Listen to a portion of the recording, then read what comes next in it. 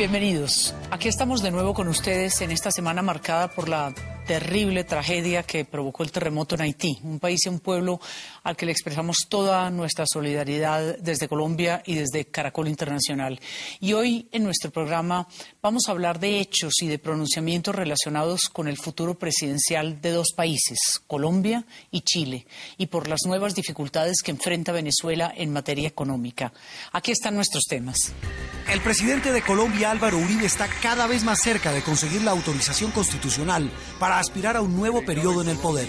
El concepto del procurador general favoreció el proceso del referendo con el que se busca permitir al mandatario colombiano convertirse en candidato. El presidente guarda silencio. Las críticas por el concepto no se detienen, pero el procurador defiende su posición. Analicé cada uno de los argumentos que justificaban o que pretendían la inexequibilidad de la ley. Fue lo primero que hice. Esta semana los venezolanos vieron cómo su moneda empezó a valer menos tras una decisión presidencial.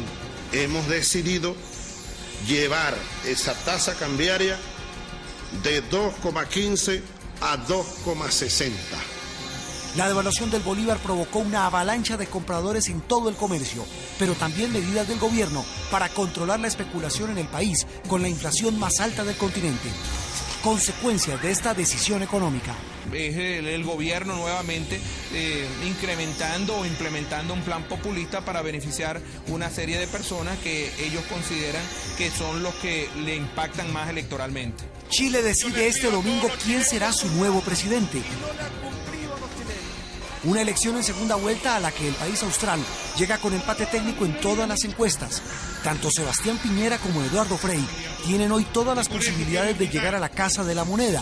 Un panorama que algunos no creían posible ante la ventaja que llevaba el candidato que representa a la derecha chilena. El panorama es absolutamente incierto de cara a las elecciones.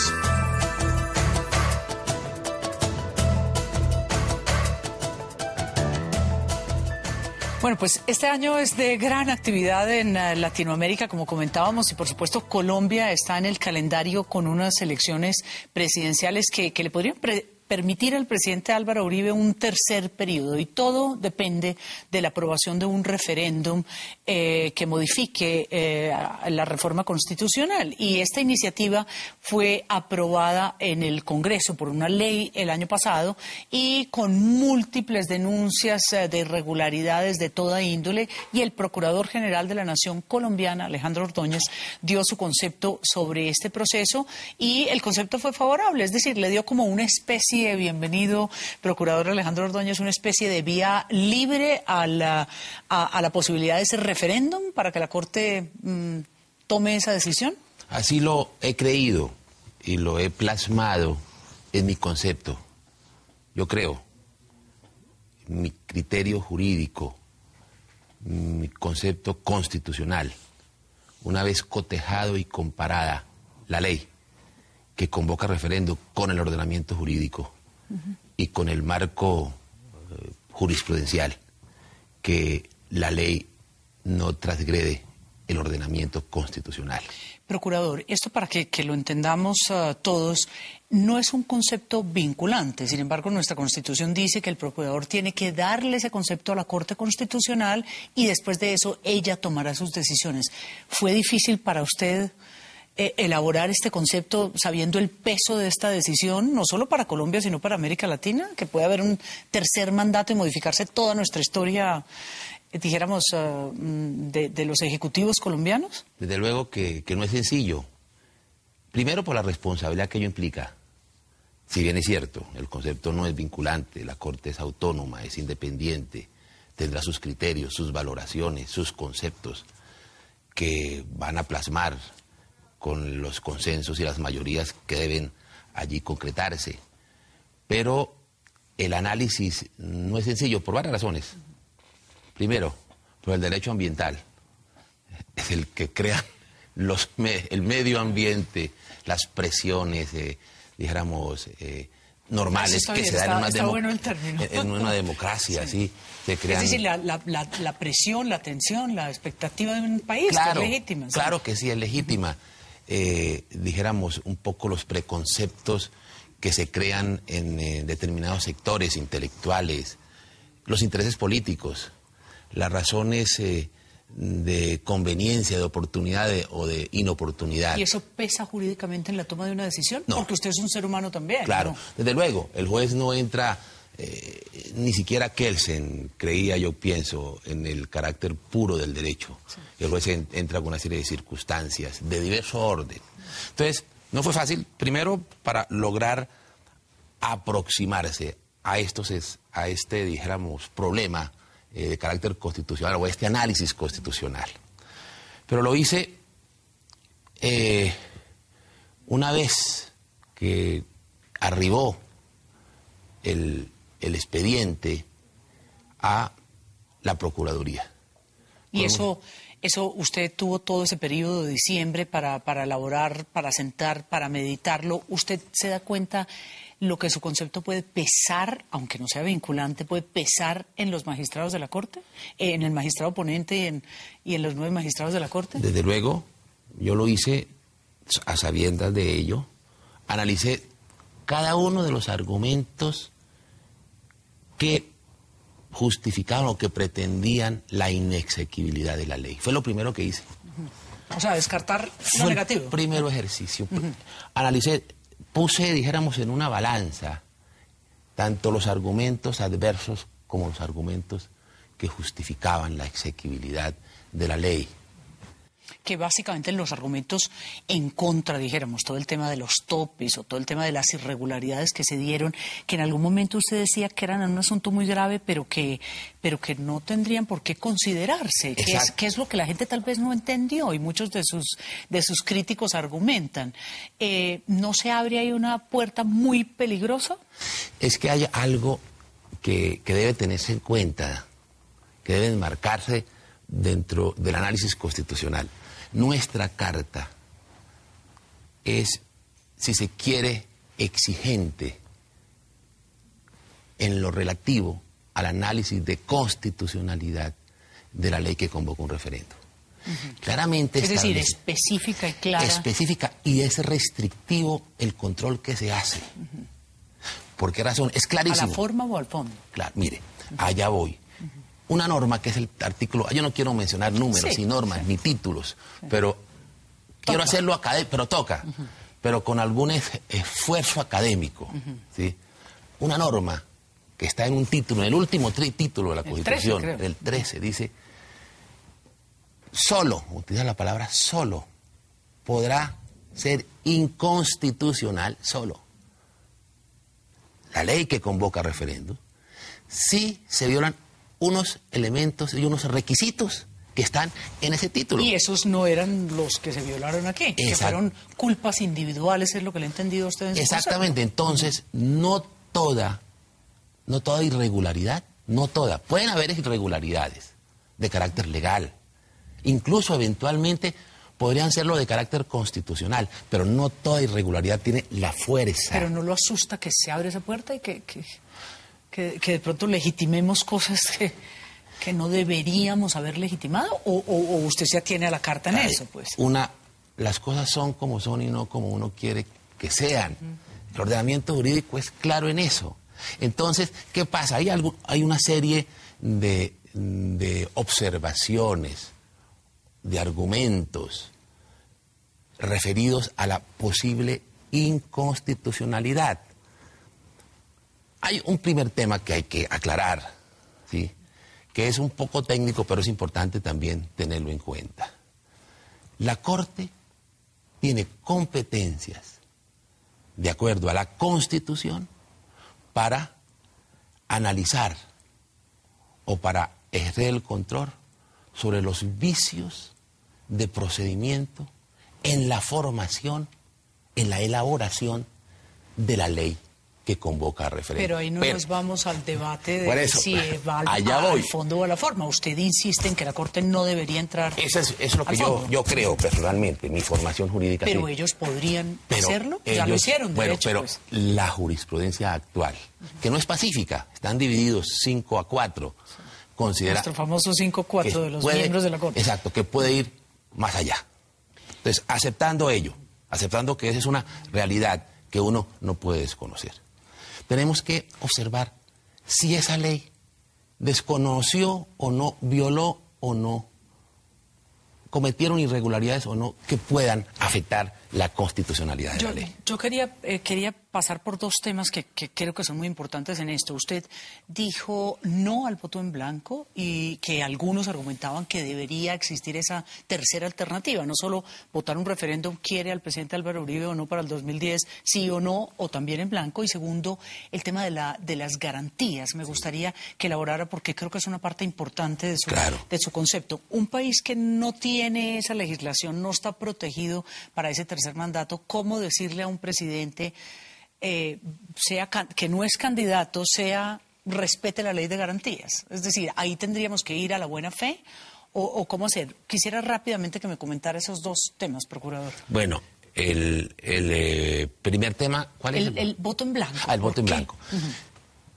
La Constitución establece dos opciones, votar sí o votar no. Tampoco nos da la alternativa en un referéndum. Claro, ¿okay? En orden a proteger la libertad del elector, ¿sí?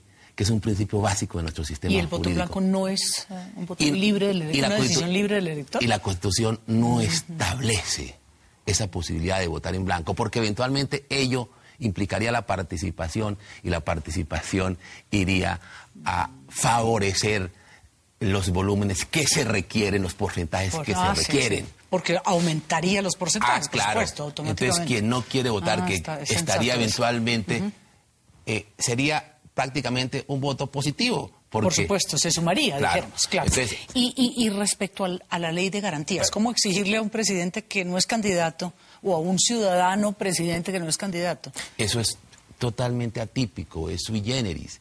Pero fíjese, ante la eventualidad que estamos, hoy el presidente actual no puede ser candidato.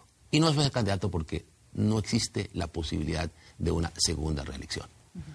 Pero hoy estamos ya en la campaña para la presidencia de la República. Hoy hay candidatos. Usted ve que el presidente prácticamente es candidato, eso no lo jurídicamente no lo es, pero sociológicamente lo es. Sí, basta ver en las que usted escribía, sí, es el medio ambiente. ¿Sí? Entonces, ¿qué debería y qué no debería hacer? Y si la Corte se puede pronunciar sobre eso, es decir, consejos comunales, todas estas cosas que hace el presidente. Hipotéticamente puede beneficiarse de la decisión, puede beneficiarse del referéndum. Entonces, la ley de garantías hace unas prohibiciones, por ejemplo, en materia de la utilización del espectro electromagnético. Claro. Que él debería aplicarlas a sí mismo, aunque no sea candidato. Sí. Por razones éticas, llamémoslo por así. razones de ética pública. ¿Y la Corte se puede pronunciar sobre eso? Seguramente? Mire, hay otro aspecto, también distingo. Yo no soy muy partidario y dentro de mi larga función judicial en el Consejo de Estado hice críticas que están en conceptos, muchísimas, criticando las eventuales extralimitaciones de la Corte mediante la vía de las sentencias modulativas o modulatorias, ¿sí? Pero bueno, pero de todos modos se hacen. Sí, hay que hacer. Se hacen. Entonces, la Corte podría, mediante una sentencia que modulada, hacer una integración normativa, porque estaríamos ante lo siguiente: existe la posibilidad de la segunda reelección y no existen instrumentos que garanticen esa equidad y esa transparencia electoral. Entonces, menester es llenar ese vacío, y ese vacío, la única posibilidad que existiría sería mediante ese instrumento que la Corte ha diseñado. Claro, procurador, ¿duelen las críticas que usted ha recibido? Es decir, humanamente ha sido muy dura esta semana, las columnas, los periodistas, en fin, la oposición, algunos que no están de acuerdo con este paso que usted dio de legitimar un tercer mandato. ¿Eso le duele a uno o uno siempre tiene la cara del procurador y no más? No, son los gajes del oficio. Un funcionario público que tenga la investidura que yo tengo, las competencias, si no está dispuesto a tomar decisiones, si no está dispuesto a asumir consecuencias, si no está dispuesto a ser coherente, si no está dispuesto a correr los riesgos mediáticos, personales, sociales, que sean necesarios para cumplir sus funciones, porque yo tengo la absoluta convicción que ese concepto es en derecho, independientemente de la conveniencia, de la inconveniencia que sea. Porque yo puedo tener un criterio sobre la conveniencia e inconveniencia, pero no lo puedo plasmar.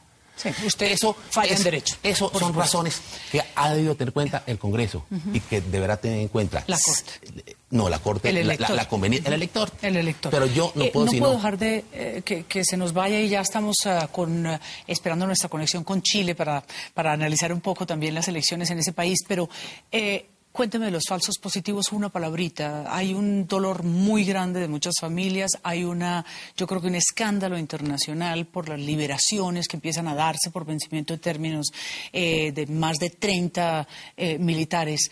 ¿Qué vamos a hacer? ¿Qué puede usted hacer con ese caso de los falsos positivos que por vencimiento de términos están saliendo libres? Eso es dramático. Eso es un escándalo internacional.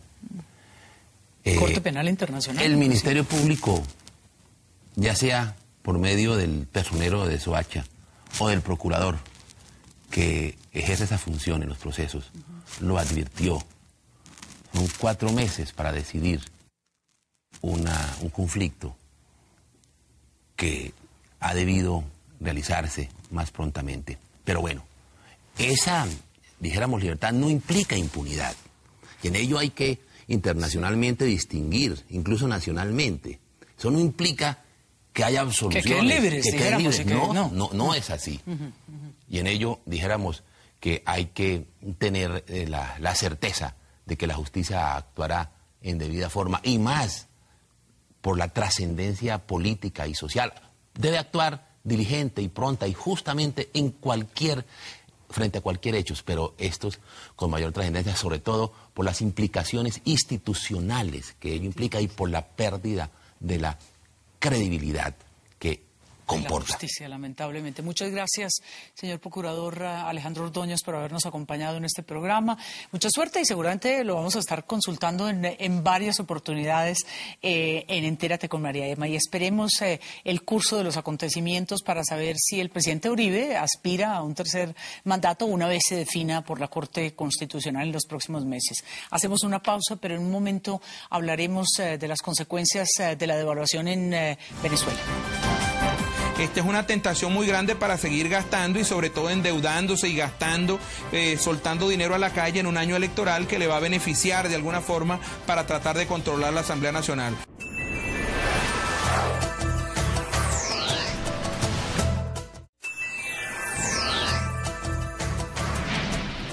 Gracias por seguir con nosotros aquí en Entérate con María Emma. Vamos a hablar ahora de Venezuela, tema prácticamente obligado todas las semanas. Cerró el 2009 con la inflación más alta de nuestro continente, 25.1%, y una caída de su economía de 2.9%, también bastante alta. Y esos indicadores hubieran parecido como tema suficiente para preocuparnos por Venezuela, pero esta semana se produjo otro hecho que ha generado fuertes críticas de algunos sectores y una práctica crisis por la devaluación del bolívar que anunció el propio presidente Hugo Chávez. Veámoslo. Hemos decidido llevar esa tasa cambiaria de 2,15 a 2,60. Repito, de 2.15 a 2.60 bolívares por dólar. Y esto como una primera medida. Pero habrá un segundo nivel, el dólar petrolero, vamos a llamarlo así. El dólar petrolero se ubicará a 4.30 bolívares por dólar.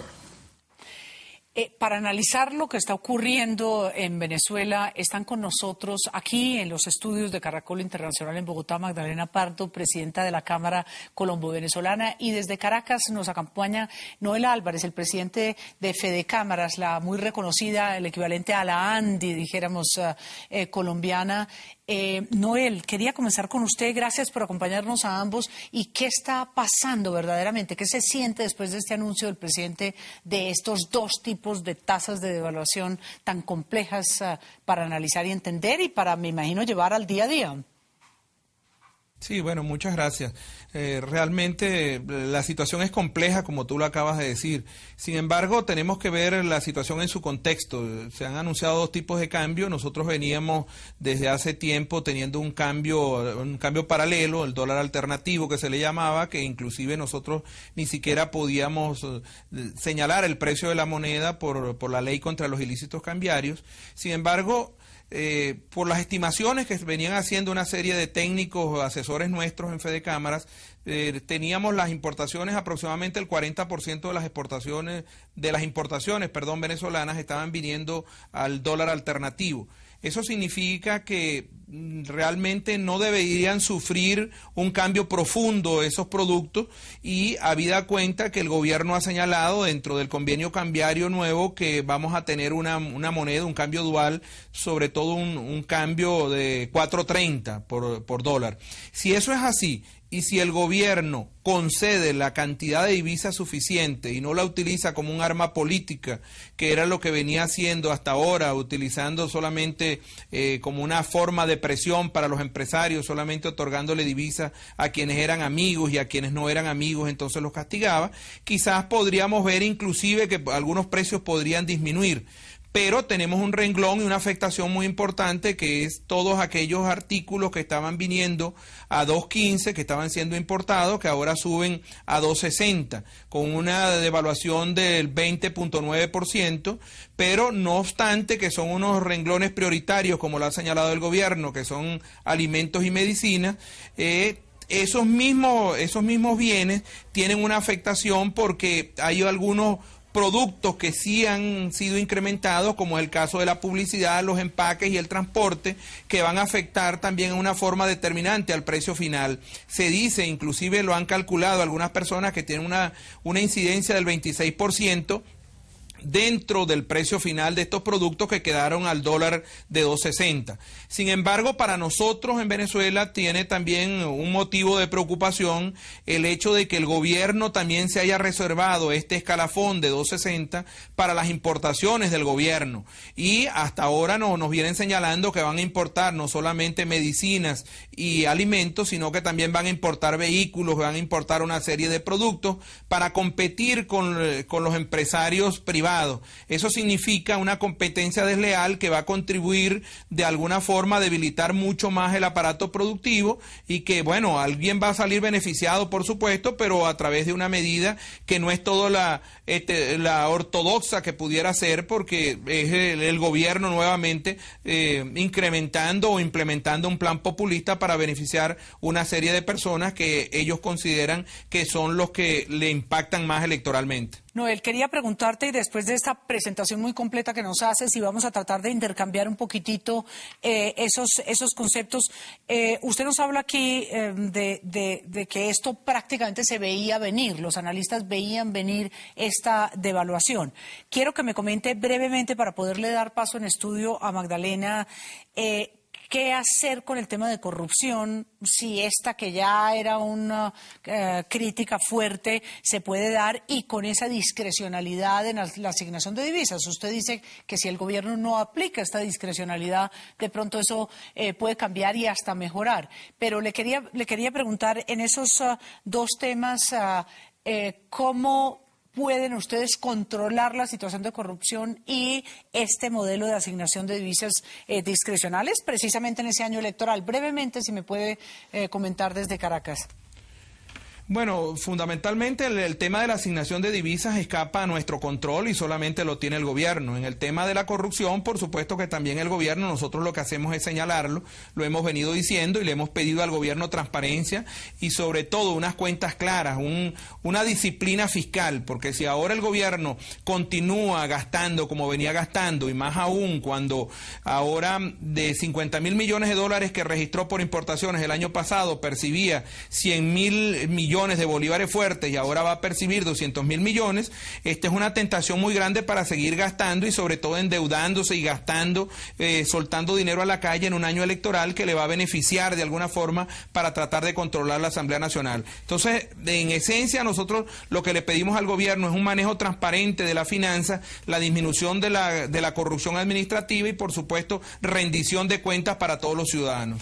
Bueno, aquí en estudio está también su colega Magdalena Pardo, la presidenta de la Cámara Colombo-Venezolana, y como su tarea es propiciar los negocios entre los dos países, estamos en una época muy difícil.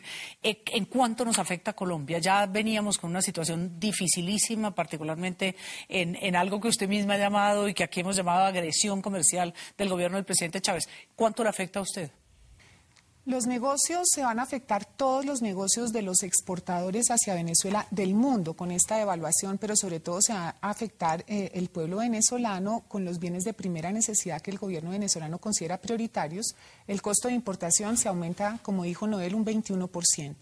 El resto de las importaciones el gobierno venezolano va a establecer una lista y se van a importar a 4,60. Como esos productos se venían importando a la tasa libre de 6, uno esperaría que el impacto sobre los precios no fuera tan grande. Entonces yo comparto la visión de Fede Cámaras en el sentido de que el impacto inflacionario no debería ser tan grande, pero es que venimos de una situación inflacionaria en Venezuela del 25%. Entonces el reto de esto que están haciendo es cómo dinamizar el gasto, porque la economía está en recesión, la economía venezolana. Entonces, ¿cómo dinamizar el gasto en una economía inflacionaria? Porque ellos lo que están haciendo con la devaluación es multiplicar los bolívares para darle liquidez a la economía y reactivar la demanda. Sí, entonces, exacto, lo van a duplicar prácticamente, pero le quería preguntar, en las pérdidas tan dramáticas que ha tenido Colombia en exportaciones, que pasamos el 2008, y creo que Fede Cámaras coincide con esa cifra de 6.100 millones de dólares, al 2009 4.100 millones de dólares, y qué decir de cómo comenzó este año. ¿Qué podemos hacer? A nosotros nos preocupa muchísimo que con estas medidas de devaluación se aumenta la discrecionalidad y la intervención del gobierno en el comercio internacional. Con nosotros ha habido unas agresiones directas con Colombia, en donde se ha decidido que a Colombia no se le aprueban divisas para cierto tipo de productos, nos cerraron el cupo de los carros, no nos aprueban la renovación de ciertos permisos, hoy en día no podemos exportar leche, no podemos, los quesos los compran en otro país como el Uruguay, la carne que era colombiana, somos los proveedores más eficientes de carne, la están trayendo de Brasil, la están trayendo de Paraguay, en fin, no podemos exportar alimentos frescos porque no nos están haciendo inspección física en frontera, es decir, hay unas medidas... La situación es dramática, en el caso colombiano más que en otros países. Sí, digamos que fuera del efecto de la devaluación, que es con todos los países, nosotros tenemos unos problemas dirigidos, unas trabas al comercio dirigidas hacia Colombia. Que ¿Usted cree que eso tiene nombre propio, Colombia? Por supuesto. O sé que usted no se mete en temas políticos, no, por supuesto. ¿pero tiene nombre propio Colombia? Por supuesto, el presidente ha dicho que quiere reducir el comercio a cero con Colombia y está empleando unas medidas que van en contra de la Organización Mundial de Comercio, que son ilegales frente a los convenios suscritos por Venezuela. Y entonces lo que nos preocupa a nosotros de esta devaluación, lo que nos preocupa es que se aumenta la discrecionalidad del gobierno y pueden decir, bueno, ahora voy a comprarle más de estos productos, le voy a comprar más a Brasil, a China y no se los voy a comprar a Colombia. Esa es la preocupación. Con Fede Cámaras, Noel Álvarez, ustedes desde allá coinciden un poco en esa visión y en la decisión o en la visión de algunos colombianos que deberíamos demandar a Venezuela frente a la OMC en Ginebra. ¿Cree que a eso vamos a llegar? Es decir, que fuera de las agresiones ya de guerras o de enfrentamientos, podamos tener esta guerra comercial. Bueno, yo creo que dependiendo del nivel de afectación y de todos los estudios que ustedes hagan en Colombia, pues deben tomar algunas decisiones.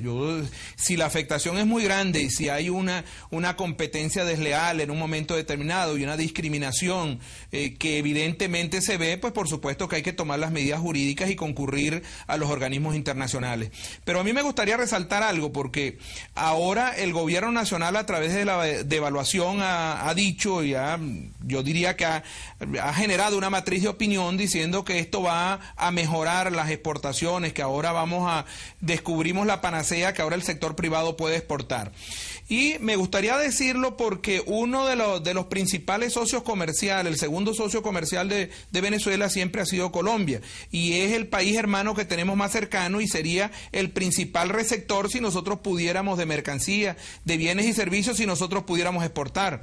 Pero con esta situación que tenemos planteada en este momento, con la desarticulación del aparato productivo, como hemos venido haciéndolo a través del tiempo, con la disminución de la capacidad exportadora que pasaría, me han señalado algunos técnicos entre 7 y 8 meses para poder reactivar la capacidad exportadora de Venezuela. Entonces no podemos hacer nada. Hoy en día yo inclusive le he venido señalando al gobierno venezolano a través de todas mis declaraciones en los últimos días que hoy en día que estamos sufriendo una crisis eléctrica, el hermano país colombiano nos podría dar una mano de alguna forma dentro de las limitaciones que pudiera tener. Pero si estamos en una lucha, una confrontación sostenida, ¿cómo nosotros podemos pedirle que nos suministre gas o que nos apoye con algunos megavatios eléctricos para tratar de paliar la situación?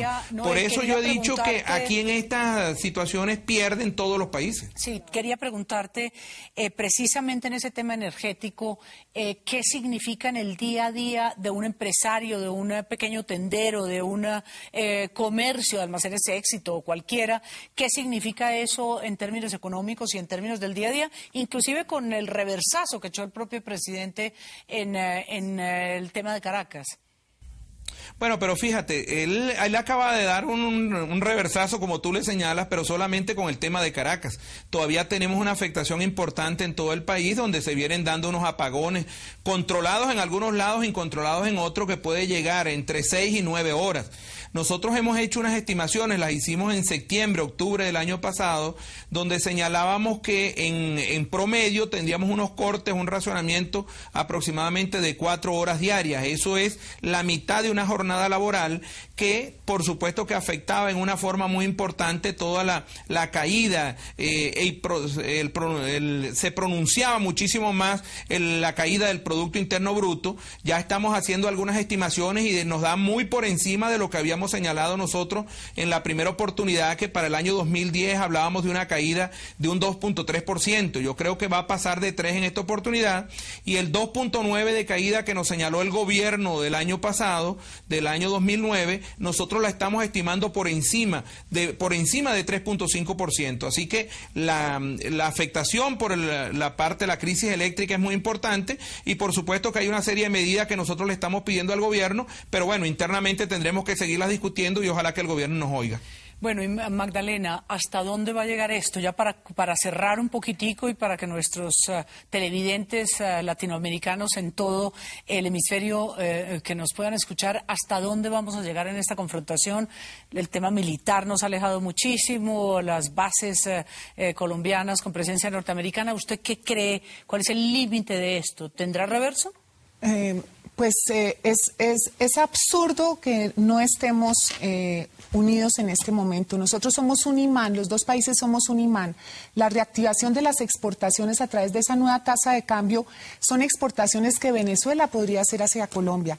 Entonces, definitivamente no debemos mezclar la política con el comercio. El comercio es beneficioso para los dos países. Así lo tuvimos muchos años, ¿no es verdad? Ustedes dos coinciden en que los que hemos trabajado en política exterior con Venezuela hace muchos años teníamos esa quiero dar un ejemplo. Yo estuve mirando las cifras ayer. En el año 97 y en el año 2006, Venezuela nos exportaba 1.600 millones de dólares. Hoy en día nos exporta 500 millones de dólares. Y exportaba productos industriales. El sector automotor que nos exportaba era mayor que lo que nosotros le exportábamos. Sufrido bastante, ¿no? Esa relación se ha caído a 500 millones de dólares. Todo es empleo industrial. Venezuela lo que quiere es desarrollo industrial.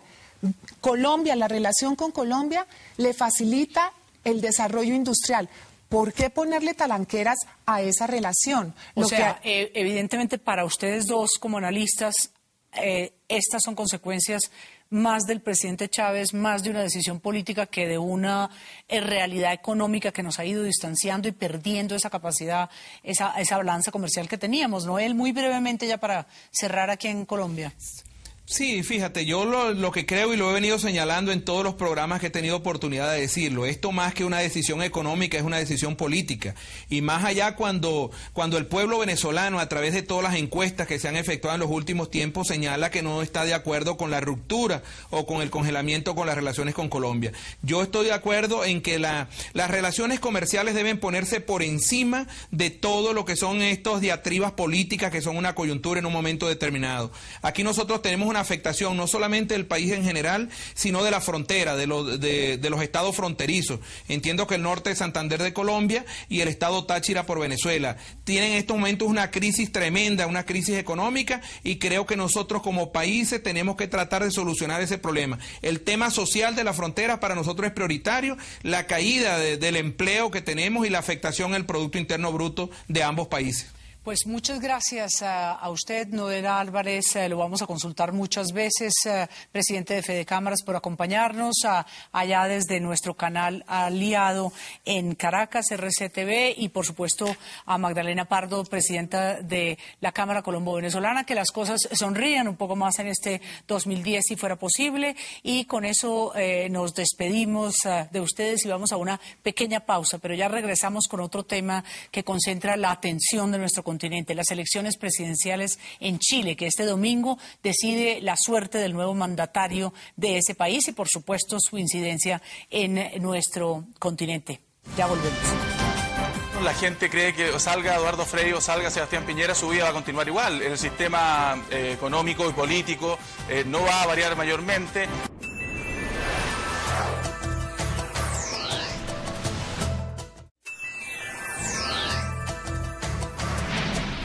Chile se prepara para la segunda vuelta en sus elecciones presidenciales este domingo. El derechista Sebastián Piñera, el oficialista Eduardo Frei llegan a esta jornada electoral con una muy estrecha diferencia. Una de las últimas encuestas del 10 de enero indica prácticamente un empate técnico entre los dos aspirantes, Piñera con el 50.9% y Frei con el 49.1%, un margen casi nulo, dirían los especialistas. Luego de que la diferencia estuviera inicialmente, después de la primera vuelta, en más del 20% y ahora, hace 8 días, en 5 puntos. Y para analizarlo, hemos invitado a un amigo de este espacio de Entérate con María Emma, José Luis Repening, analista político y periodista de nuestro canal aliado en Chile, Mega TV. José Luis, bienvenido. Y cuéntenos un poquito si eso se percibe, ese ambiente prácticamente de empate y esa estrecha diferencia. ¿Cómo tiene esto a menos de 48 horas de las elecciones? Gracias. Qué gusto saludarla nuevamente, María Emma. Se ve y se percibe que las distancias están muy estrechas. Esa encuesta a la que usted hace referencia habla de un universo electoral de 126.000 votantes apenas estarían prefiriendo a Sebastián Piñera por sobre Eduardo Frei. Pero el último antecedente, horas después de que se diera a conocer esa encuesta, Marco Enrique Sominami, quien tuviera el 20% del electorado en la primera vuelta de estas elecciones, manifestó su apoyo explícito a Eduardo Frei, el candidato oficialista, lo que sin duda no deja de pensar en que muchos votantes podrían converger a la candidatura de Eduardo Frei y poder superar esa diferencia. Aunque sí se prevé que el voto de Sebastián Piñera es bastante más duro, por ponerlo desde algún modo, que el de Eduardo Frei. En definitiva, el panorama es absolutamente incierto de cara a las elecciones. ¿Qué pudo haber llevado a la concertación después de 20 años de gobiernos exitosos y de una Michelle Bachelet con más de 80% de favorabilidad a ese margen de error prácticamente? Bueno, es muy curioso lo que ha pasado durante los últimos 2 años. Michelle Bachelet ha conducido el Estado de Chile de una manera muy aceptable, según lo ha dicho la propia población, ha tenido éxito en su gestión. Sin embargo, la coalición de gobierno, la concertación de partidos por la democracia, se ha quebrado muchísimo, ha habido muchísimo desorden. La palabra díscolo, que es referente a los desórdenes, a los disidentes, se ha usado mucho para poder calificar a diputados, a senadores. Se han salido importantes caudillos del socialismo, bueno, el propio han Marcos formado sus Enríquez, propios ¿no? referentes. El propio Marcos Enríquez, que fue el que encabezó como ese desorden. ¿Qué se puede esperar, porque a pesar de todo lidera las encuestas Piñera, qué se puede esperar de un gobierno de derecha? En Chile habrá muchos cambios, no solamente desde el punto de vista de Chile, sino de la región, de la ecuación, dijéramos, geopolítica e ideológica en la región. No se esperan muchos cambios.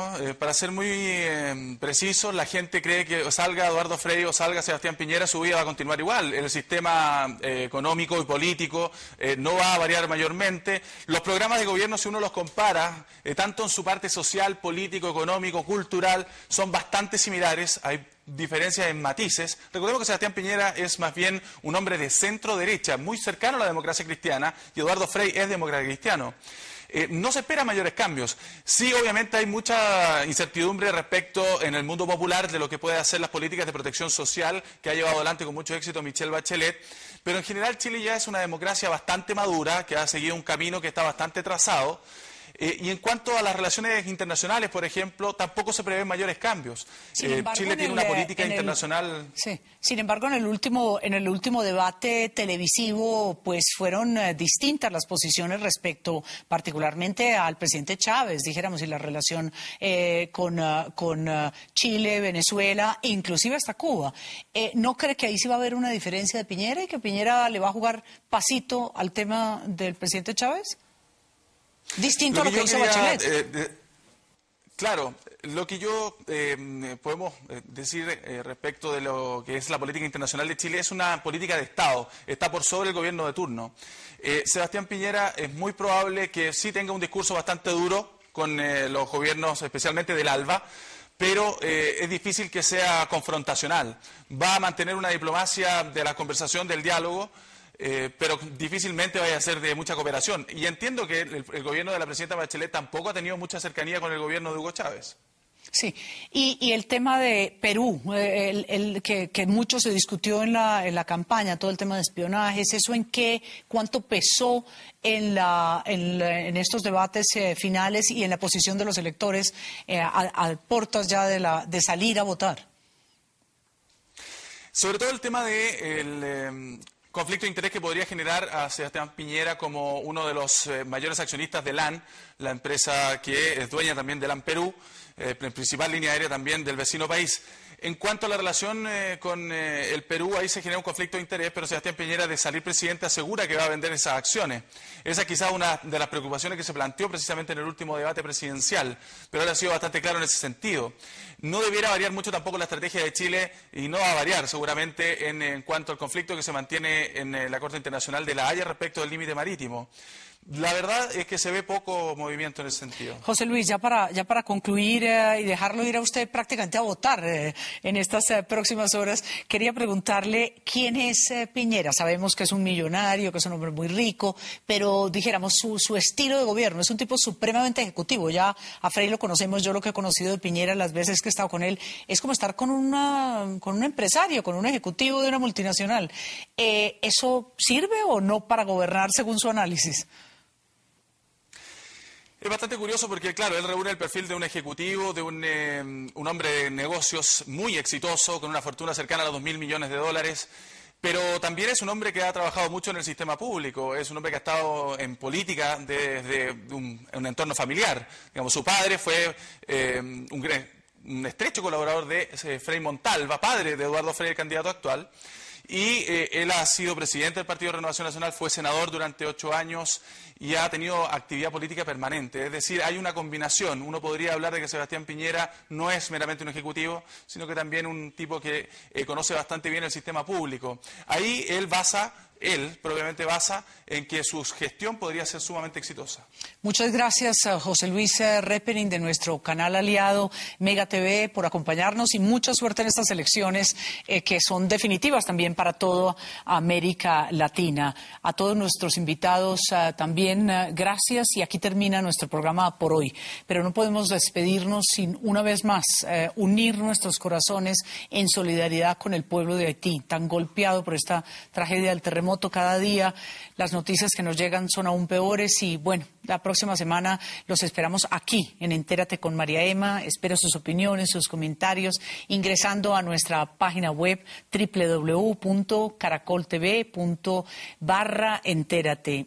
Gracias y los esperamos de nuevo.